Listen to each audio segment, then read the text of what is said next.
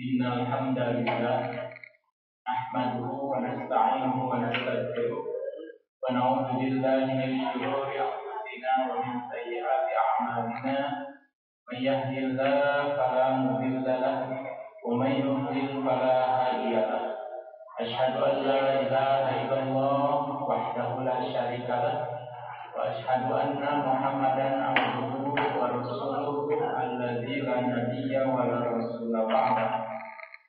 Allahumma shalli ala Muhammad wa ala ali Muhammad kama shallaita ala Ibrahim wa barik ala Muhammad wa ala ali Muhammad kama barakta ala Ibrahim fil alamin innaka Hamidum Majid. Subhanaka la ilma lana illa ma 'allamtana innaka antal alimul hakim. Allahumma anfa'na bima 'allamtana wa 'allimna ma yanfa'una wa zidna ilman wa fahma. Rabbana zidna ilman nafi'a. Amin ya rabbal alamin. Alhamdulillah, ibu-ibu jamaah majelis taklim. Apa nih Bu namanya? Enggak ada tuh. Nurul Hikmah. Jamaah majelis taklim Nurul Hikmah yang semoga sore hari ini ada dalam keadaan sehat walafiat ya. Amin. Alhamdulillah, kita wujudkan rasa syukur kita kehadirat Allah dengan cara menggunakan kenikmatan yang Allah berikan, tentunya di jalan yang Allah ridhoi. Salah satunya insya Allah dan mudah-mudahan ini termasuk diantaranya menggunakan waktu kesehatan kita untuk thalabul ilmi, mencari ilmu, untuk beriktikaf di masjid, melangkahkan kaki-kakinya ke masjid dan tadarus membaca Al-Quran. Mudah-mudahan setiap langkah kita Allah catatkan menjadi kebaikan. Amin ya rabbal alamin. Alhamdulillah, ibu-ibu jemaah sekalian, pekan sebelumnya kita telah menyelesaikan surah Abasa ya. Dan hari ini kita akan melanjutkan di surah yang ke-81, yaitu surah At-Takwir. At-Takwir. Seperti biasa, sebelum kita masuk ke pembahasannya, kita akan mulai dengan membacanya bersama-sama terlebih dahulu. Kita akan baca sebanyak 14 ayat. Untuk bacanya, nanti untuk penjelasannya disesuaikan dengan waktu. Sudah ketemu ayatnya Bu, suratnya? Ya, alhamdulillah. Saya baca dulu sekali, kemudian biasa A'udzu billahi minasy syaithanir rajim. A'udzu billahi minasy syaithanir rajim. Bismillahirrahmanirrahim.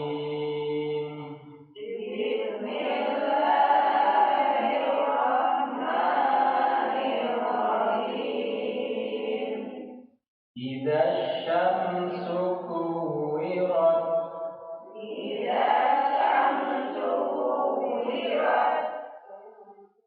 Wa idzan nujumun kadarat.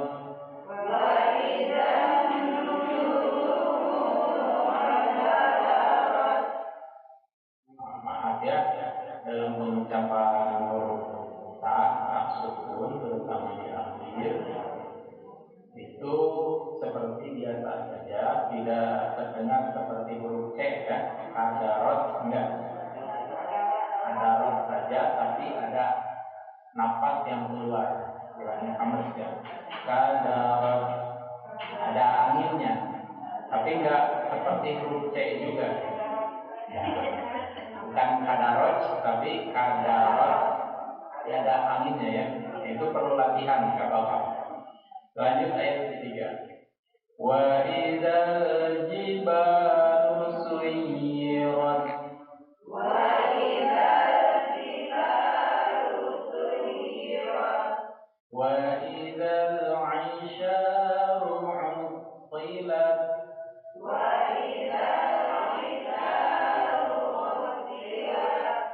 وإذا الوحوش حشرت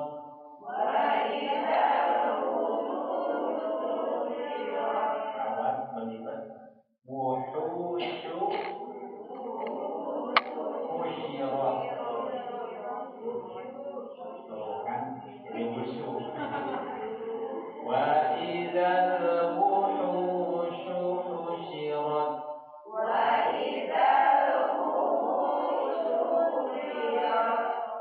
idzal biharu sujjirat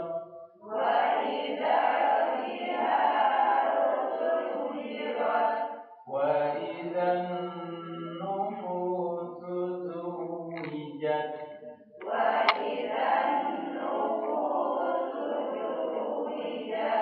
زوجت kalau yang pertama zuzet ya. Yang kedua tebel rajab ya. Lanjut wa idzal mau'udatu su'ilat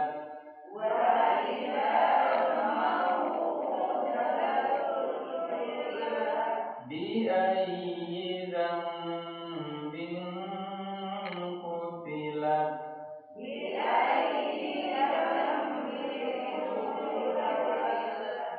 wa idzas suhufu nushirat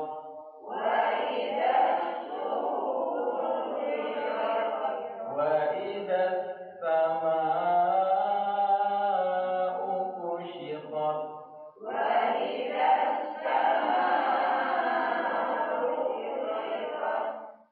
wa idzal jahimu su'irat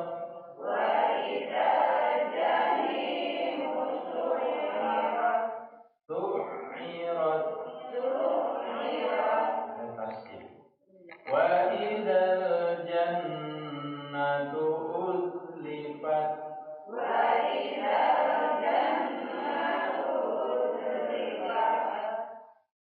idza jannatu ada tiga ya mirip-mirip tapi berbeda. Ada ja, ada za.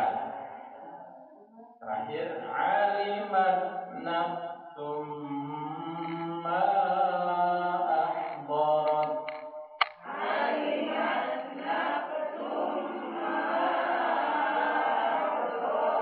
dari bismillah kemudian bareng sampai ya Bismillahirrahmanirrahim.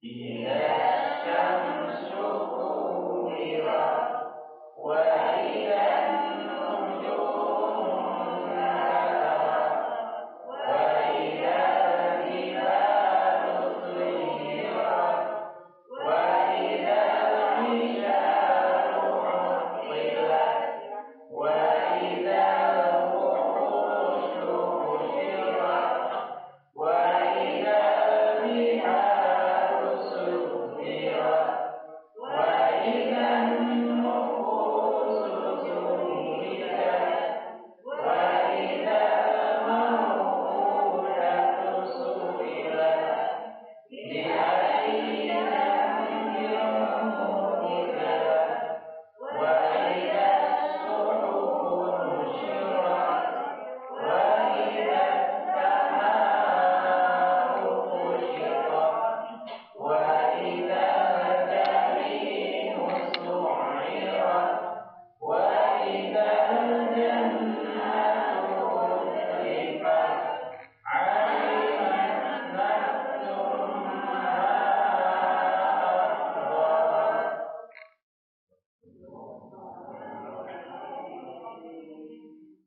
Baik, alhamdulillah setelah kita baca semoga setiap hurufnya mengandung kebaikan dan bernilai pahala untuk kita semua. Amin. Ya Allah. Mari kita kembali ke ayat 1 untuk kita baca sedikit-sedikit. Sebelumnya surah At-Takwir ini dinamakan At-Takwir itu diambil bukan dari ayat pertama karena ada kalimat kuwirat ya. Kuwirat itu secara bahasa satu akar kata atau masdarnya itu at-takwir. Kawwara yukawwiru takwir. Nah, sehingga dinamailah oleh para ulama dengan nama surah at-takwir. Sebetulnya kalau dari nabinya nggak ditemukan ya kalau surat ini namanya takwir.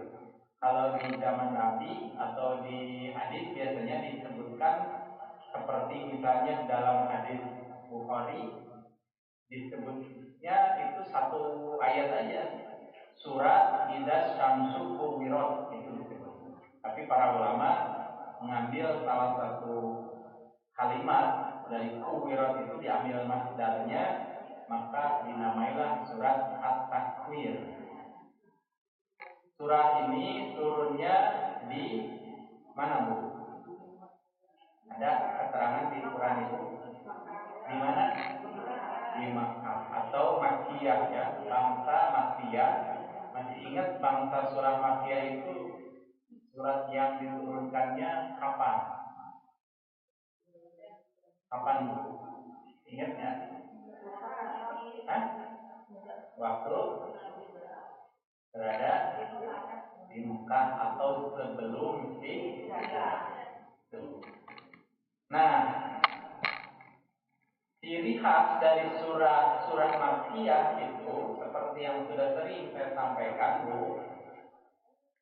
Ciri khas dari surah Makkiyah itu pertama dia ayat-ayatnya pendek-pendek seperti ini ya.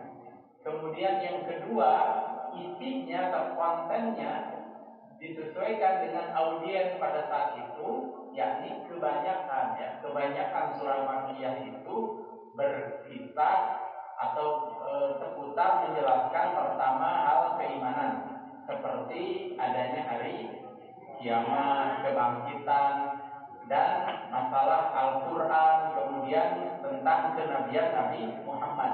Seperti juz Amma, ini kan juz 30 itu nama lainnya juz Amma ya.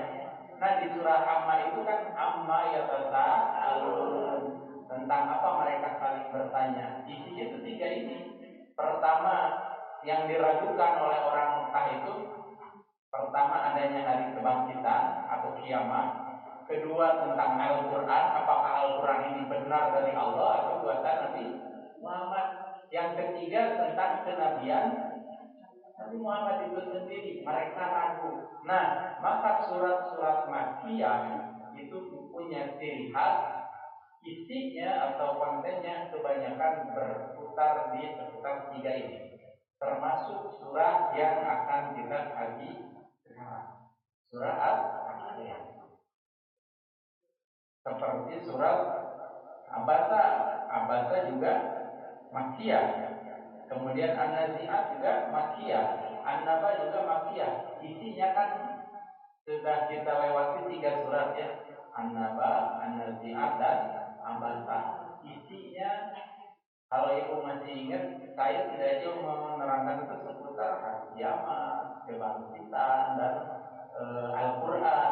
Kemudian juga tentang kenabian Nabi Muhammad. Demikian surat yang kita akan bahas juga, insya Allah tidak akan jauh dari itu. Maka dimulai dari ayat yang pertama kita lihat dulu, Idza syamsu kuwirat, yang artinya idza apabila asyamsu matahari kuwirat digulung. Apabila matahari telah digulung. Idza asyamsu kuwirat. Kuwirat itu secara bahasa artinya melipat ya. Maka di sini diterjemahkan digulung. Sebagai gambaran, kuwirat itu orang Arab kan sering ada yang pakai ini ikatan di kepala ya. Itu namanya imamah atau sorban yang panjang, digunakan untuk menutup kepala dengan cara digulung, dilipat. Nah itu secara bahasa itu takwir atau kuwirat. Tadinya rambutnya kelihatan, kemudian dengan menggunakan sorban yang panjang tadi dilipat. Satu, dua, lama-kelamaan rambutnya itu menjadi tidak kelihatan, hilang, rambutnya nggak kelihatan. Itu namanya kuwirot. Nah sekarang Allah Subhanahu wa Ta'ala menggunakan kalimat tersebut untuk matahari. Apabila matahari digulung, mungkin otak kita tidak sampai untuk membayangkan bagaimana caranya. Matahari kan kayak gitu bentuknya, tapi kok digulung? Mungkin nggak nyampe ya. Nah maka sebagian ulama ada juga yang menerjemahkannya itu kuwirat itu bukan digulung tapi hilang cahayanya. Dan itu juga benar. Kok bisa seperti itu, yang satu digulung, yang satu hilang cahayanya? Ini yang dinamakan ikhtilaf atau perbedaan dalam ilmu tafsir. Tapi kalau dalam tafsir ikhtilaf atau perbedaan itu lebih bersifat keluasan, bukan pertentangan. Jadi antara digulung dan hilang cahayanya itu nggak ada pertentangan, nggak ada perbedaan. Kalau diterjemahkan asyamsu kuwirat, matahari digulung, itu berbicara awal. Kalau diterjemahkan apabila matahari hilang cahayanya, itu berbicara akhir. Jadi awalnya matahari itu kan sifatnya bercahaya, panas. Kemudian ketika nanti digulung, seperti bayangan tadi rambut. Rambut yang ketika digulung dengan sorban, lama-kelamaan rambutnya enggak kelihatan. Demikian pula nanti matahari ketika datang saatnya. Ini kan sedang menjelaskan tentang kejadian apa? Hari kiamat dan huru haranya. Maka Allah pertama menjelaskan matahari digulung itu lama-kelamaan atau sedikit demi sedikit matahari itu akan hilang cahayanya dan redup, bahkan tidak lagi mengeluarkan cahaya. Maka ya boleh diterjemahkan matahari digulung, boleh juga diterjemahkan apabila matahari hilang cahaya. Jadi yang satu bicaranya awal, yang kedua bicaranya hasilnya atau akhirnya. Nah, ini yang pertama akan terjadi ketika datangnya hari kiamat. Matahari itu hilang cahayanya. Matahari itu digulung, di mana matahari itu merupakan sesuatu yang dibutuhkan, bahkan sangat dibutuhkan untuk yang namanya kehidupan.